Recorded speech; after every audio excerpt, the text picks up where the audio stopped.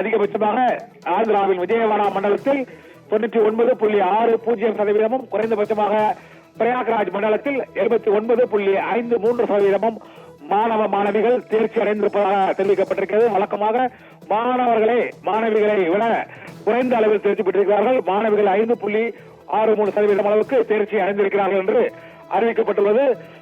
CBSE தேர்வு முடிவுகளை results.cbse.nic.in cbse.nic.in என்ற ஆன்லைன் முகவரிகளில் அவர்கள் சிபிஎஸ்இ +2 தேர்வு முடிவுகளை அறிந்து கொள்ளலாம் என்று அறிவிக்கப்பட்டிருக்கிறது.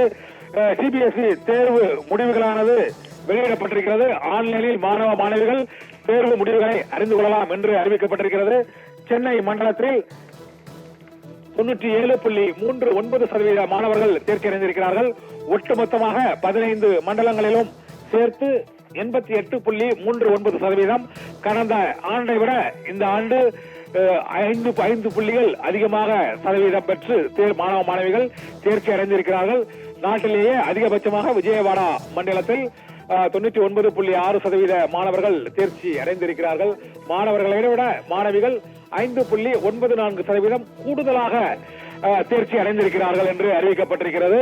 இந்த தேர்ச்சி விகிதமானது சென்னை மண்டலத்தை பொறுத்தவரை இந்த முறை 97.39% மாணவர்களும், குறைந்தபட்சமாக உத்தரப்பிரதேசத்தின் பிரயாக்ராஜ் மண்டலத்தில் 79.53% மாணவர்கள் மட்டுமே தேர்ச்சி அடைந்திருக்கிறார்கள். கடந்த ஆண்டை விட மாணவிகள் 5.9% கூடுதலாக தேர்ச்சி பெற்றிருக்கிறார்கள் என்று அறிவிக்கப்பட்டிருக்கிறது.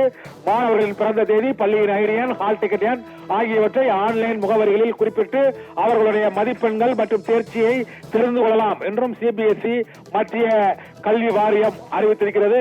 சிபிஎஸ்இ 10ஆம் வகுப்பு பொதுத் தேர்வு முடிவுகள் சரியாக பிற்பகல் 1 மணி அளவில் வெளியாகும் என அறிவிக்கப்பட்டிருக்கிறது.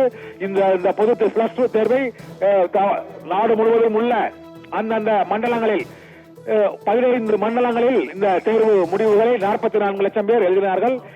இதில் இந்த மாணவர்களின் தேர்ச்சி விகிதம் 99.64%, மாணவர்கள் 85.70% மாணவர்களும் தேர்ச்சி அடைந்திருக்கிறார்கள்.